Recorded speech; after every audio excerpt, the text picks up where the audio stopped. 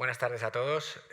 Bueno, para empezar, como no puede ser de otra manera, agradecer a Klöckner y la invitación a este evento.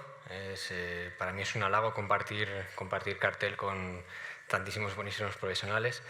Y bueno, tenemos 20 minutos para hablar un poquito, como ha comentado Tony, de la interacción que tenemos entre la parte quirúrgica, la parte de la periodoncia, y la parte restauradora, la parte de prostodoncia. Cada vez más son los tratamientos en los que nos ayudamos de una prótesis provisional para guiar la cicatrización de los tejidos. Por ejemplo, en este caso, hacemos un injerto de tejido conectivo en una zona, en un tramo de edéntulo, y vamos a colocar un provisional ovoide para que guíe la cicatrización de este injerto. De manera que vamos a disminuir los tiempos de tratamiento, sobre todo en la parte restauradora. Manipular el tejido con provisionales, el tejido blando, es algo que llevamos haciendo desde hace muchos años. De hecho, cada vez que colocamos un pilar de cicatrización, lo que estamos haciendo es guiar el tejido con una prótesis provisional. Un pilar de cicatrización es un aditamento protésico, en este caso con una forma que viene ya determinada de fábrica. Lo mismo si lo asociamos a injertos de tejido conectivo, como veis en este caso. Tanto el colgajo, el tejido del colgajo, como el conectivo van a cicatrizar con la forma del pilar de cicatrización, en este caso es una forma redonda, pero si fuera un provisional, pues cicatrizaría con la forma que nosotros le vamos a dar a este provisional. Los provisionales los podemos clasificar de diferentes maneras. A mí me gusta mucho esta clasificación, que es en función de la función que tiene el provisional. Vamos a empezar por los provisionales para preservar la arquitectura gengival. Son aquellos que vamos a utilizar cuando el punto de partida es ideal. Nosotros vamos a extraer un diente y queremos preservar esa arquitectura gengival. Podemos ver que tenemos en la foto un provisional atornillado a un implante, pero también tenemos un Maryland, un póntico ovoide. ¿Por qué tenemos un póntico ovoide? Porque no siempre vamos a poder colocar un provisional atornillado al implante. Puede ser que no tengamos suficiente estabilidad primaria o bien que sea un tramo donde va a ser un póntico, no va a un implante. Por eso no tenemos por qué resignarnos a no provisionalizar, porque como vais a ver, el colocar un provisional en el momento de la extracción nos va a permitir, es un concepto que voy a ir repitiendo todo el rato, nos va a permitir mantener el volumen tanto a nivel horizontal como a nivel vertical. A nivel horizontal, no vamos, en la gran mayoría de los casos, sobre todo en el sector anterior, no vamos a poder compensar totalmente el colapso que se va a producir con nuestro provisional. Vamos a minimizarlo. Si queremos compensarlo totalmente, casi siempre vamos a estar obligados a aumentar, a sobrecorregir con un injerto de tejido conectivo. Y tanto el tejido del alveolo como el conectivo van a cicatrizar con la forma que yo le voy a dar al provisional. Entonces vamos a ver unos cuantos casos, muy resumidos porque tenemos poco tiempo, de cómo manejamos nosotros el provisional. Nos vamos a centrar solamente en la parte restauradora. La parte quirúrgica la vamos a obviar. En resumen, vamos a colocar el implante. Si tenemos suficiente estabilidad primaria, vamos a colocar un pilar provisional. Sobre este pilar nosotros vamos a rebasar una corona ahuecada, una cáscara de huevo. En este caso, veis, es el diente del paciente, siempre ayudados de una llave de posicionamiento. ¿Por qué utilizamos una llave de posicionamiento? Porque la cáscara de huevo tiene toda la información de nuestra planificación. Va a venir caracterizada, ya viene con el color y con la forma, para minimizar el tiempo de tratamiento, el tiempo de confección del provisional. Tiene los puntos de contacto, tiene la oclusión y, lo más importante, tiene el perfil crítico o el margen gingival perfectamente delimitado, perfectamente marcado. ¿Por qué es importante tener este perfil crítico? Porque en el momento que yo capturo, que rebaso la cáscara de huevo sobre el pilar y desatornillo, tengo fuera de boca las dos piezas unidas, está indexado. Y ahora aquí tengo toda la información para hacer mi provisional. Solamente tengo que unir el margen con el pilar, rellenar el hueco que me falta, con composite fluido en este caso.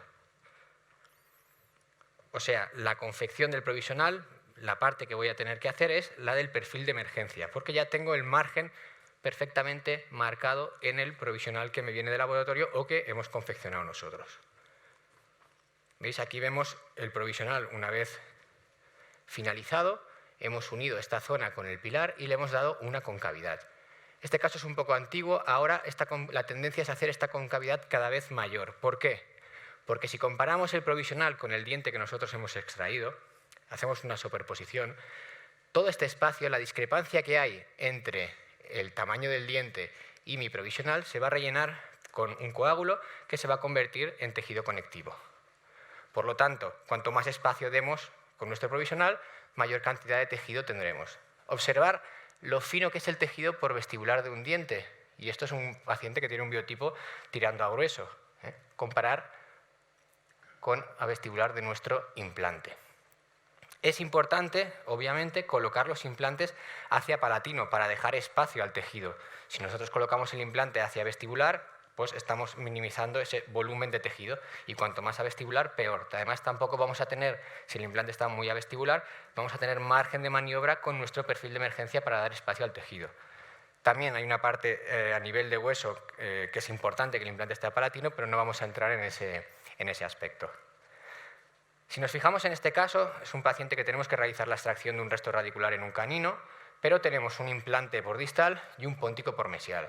Si nosotros quitamos el diente y dejamos que el alveolo cicatrice de manera espontánea, vamos a perder las papilas. Y en un caso como este, que la paciente no tiene ningún tipo de problema estético porque va con el resto radicular, pero sí que podríamos tener un problema funcional, sobre todo de acúmulo de alimento. Y lo podemos solucionar de una manera muy sencilla, haciendo un pilar de cicatrización individualizado.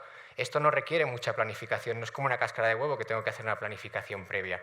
Aquí simplemente correspondería al perfil de emergencia de una corona provisional, sería la parte funcional de una corona provisional, pero no hacemos la corona provisional porque el caso no lo requiere. Pero nos va a servir exactamente para lo mismo, va a dar soporte al tejido, va a evitar que se colapsen las papilas, y a nivel horizontal también, fijaros la cantidad de tejido que tenemos nosotros por vestibular del implante. Vuelvo a repetir, es importante que el implante esté hacia palatino. Cuanto más a vestibular coloquemos el implante, menor va a ser la cantidad de tejido que voy a tener a este nivel. Vamos a ver un caso realizado en la WIC, los alumnos del máster de restauradora junto con los alumnos de cirugía, porque como digo, estos tratamientos no se entienden solo con una parte con una rama de la odontología, tienen que estar mano a mano en el tratamiento.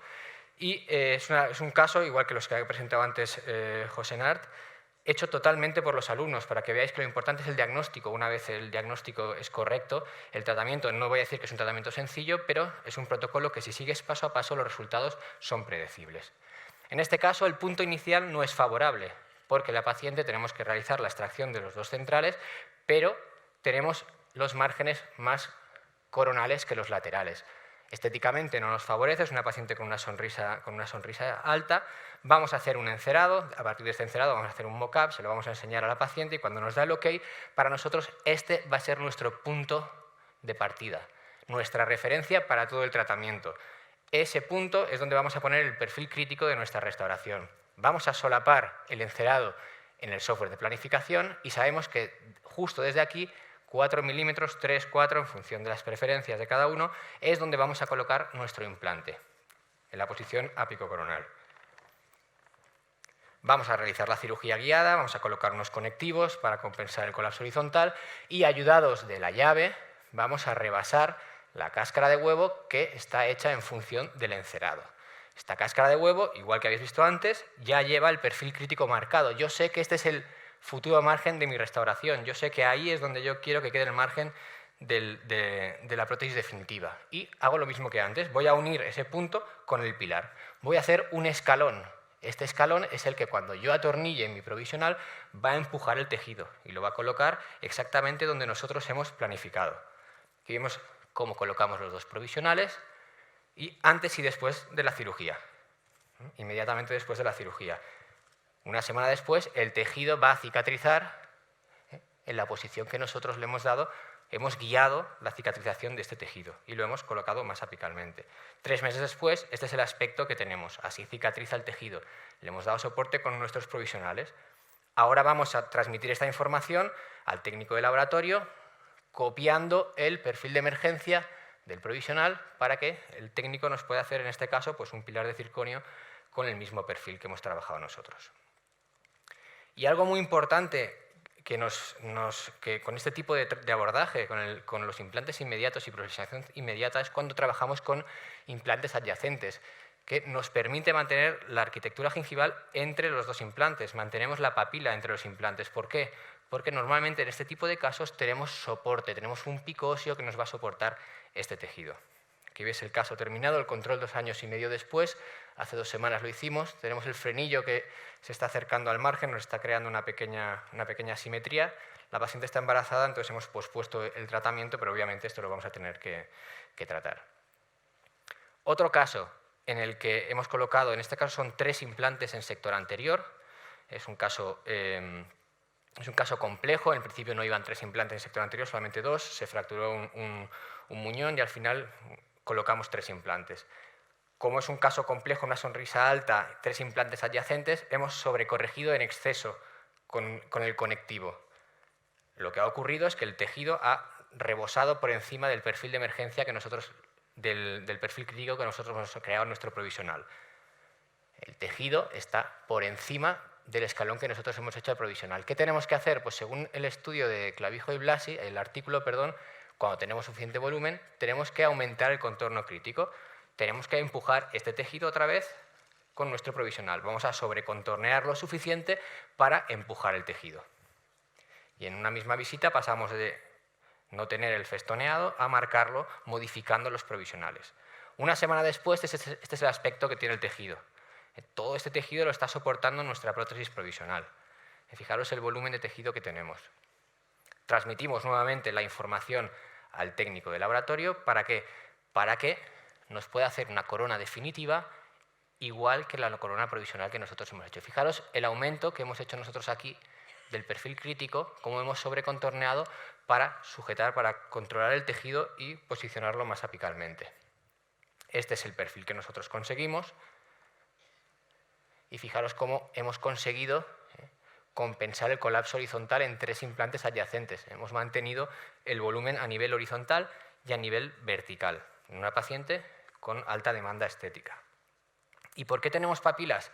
Pues igual que hemos visto en el caso anterior, porque los implantes me están manteniendo la prótesis y los implantes, al hacer una provisionalización inmediata, lo que vemos es que mantenemos los picos óseos interproximales.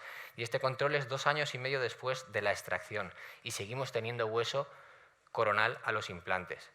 Y esto no es algo que nos suceda de manera esporádica. En este tipo de abordaje nos observamos que es algo que ocurre frecuentemente. Fijaros un caso, 4 años después, los márgenes se mantienen estables a lo largo del tiempo, y eso que este alveolo era un alveolo tipo 2, sin cortical vestibular, y el hueso entre los implantes se mantiene también estable con el paso del tiempo. Fijaros la cantidad de hueso que tenemos entre los 2 implantes 4 años después.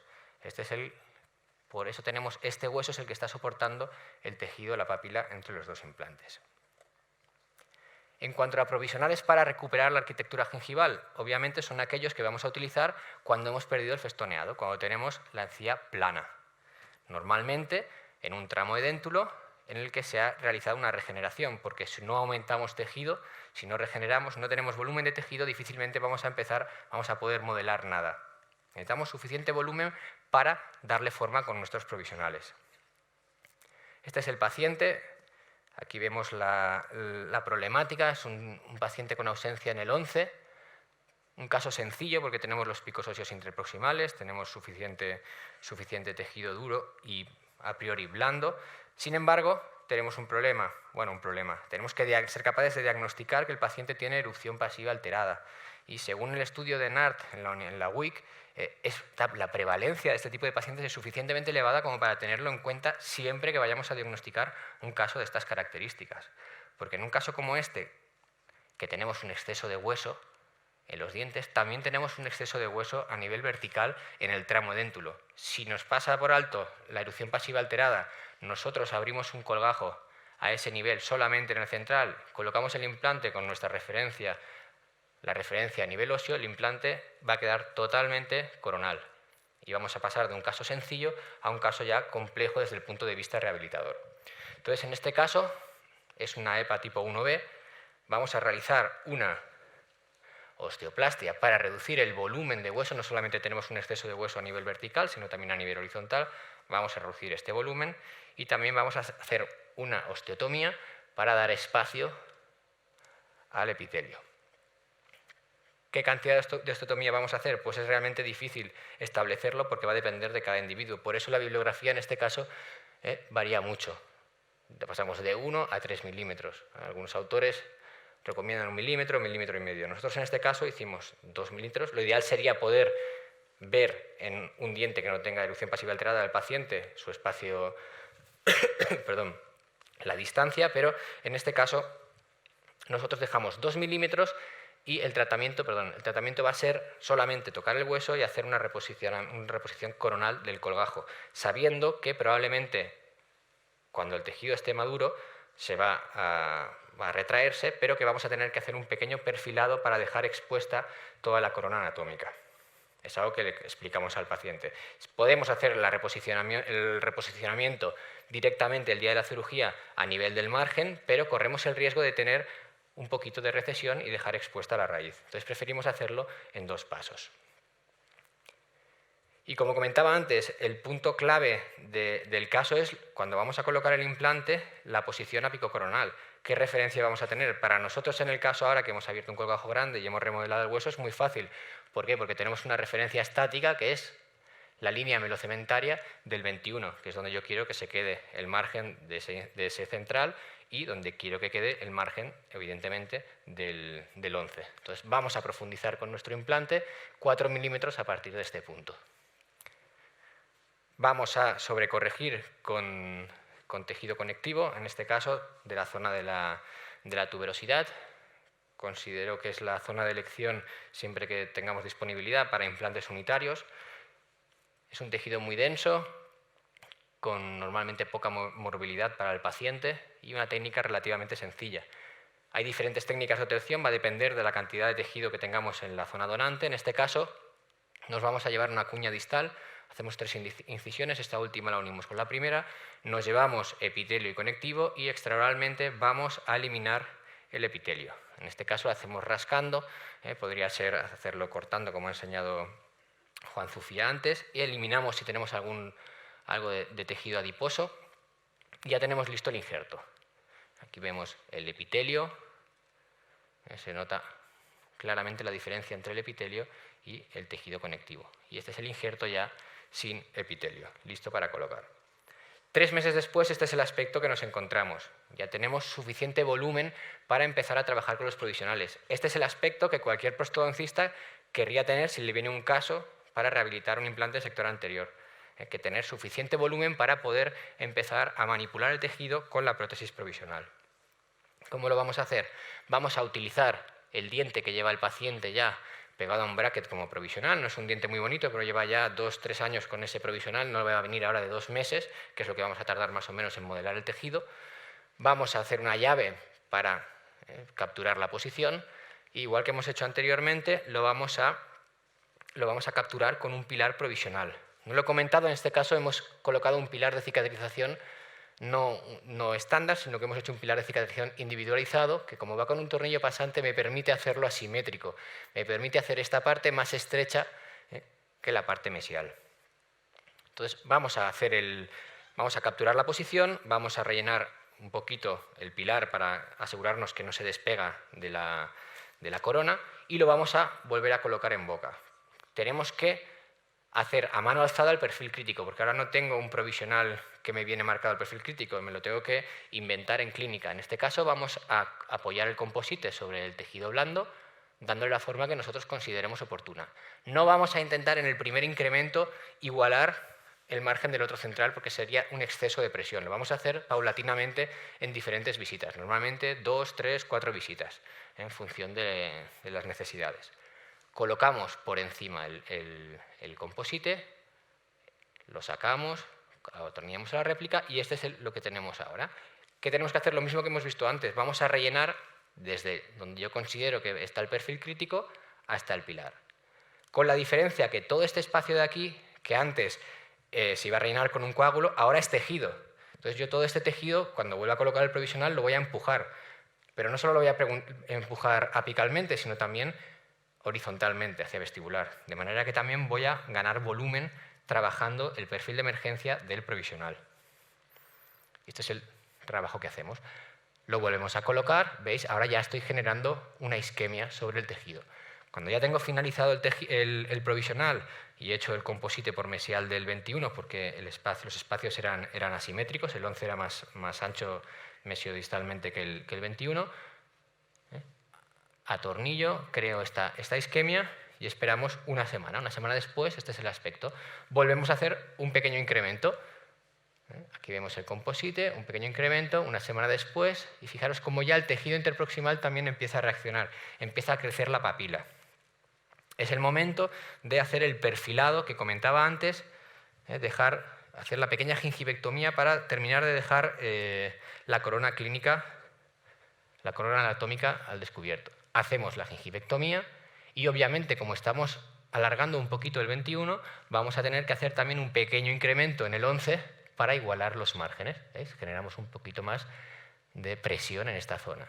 Y ya tenemos, una semana después, el provisional listo para pasar a la prótesis definitiva. Aquí vemos los incrementos que hemos ido haciendo paulatinamente del perfil crítico, como hemos ido poco a poco subiendo este margen, empujando el tejido apical y horizontalmente. Perdón, aquí vemos la primera vez que hicimos el provisional, donde tenemos el margen, parece que el implante está realmente muy profundo, y ya con el último incremento vemos cómo exactamente el margen está donde nosotros hemos calculado en el diagnóstico. Hemos pasado de esta situación a esta situación solamente manipulando con el provisional, y desde oclusal es mucho más evidente el cambio. Teníamos este aspecto, el injerto, pero hemos terminado de modelar el tejido y fijaros cómo también hemos ganado volumen, empujando el injerto hacia vestibular. Nuevamente vamos a transmitir toda esta información de nuestro provisional al técnico de laboratorio, en este caso Ferran.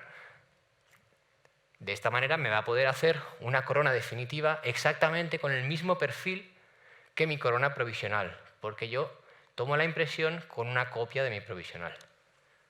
Obviamente las nuevas tecnologías lo están cambiando todo y vamos a trabajar de otra manera. Esta es la corona definitiva, el buen trabajo que hace Ferran. Fijaros cómo mimetiza con el otro central. La superposición de la radiografía en la que vemos cómo tenemos el implante donde hemos planificado nosotros, 4 milímetros de la posición del margen. Una visión oclusal, vemos el volumen, como hemos tenido que sobrecorregir con tejido blando para que parezca que el diente efectivamente sale de la encía, y el antes y el después, a nivel horizontal, y la sonrisa del paciente. Ya para terminar, como conclusiones, el diagnóstico. Evidentemente es lo más importante. Este último caso es un claro ejemplo. Si cometemos un error diagnóstico, podemos convertir un caso relativamente sencillo en un caso complejo.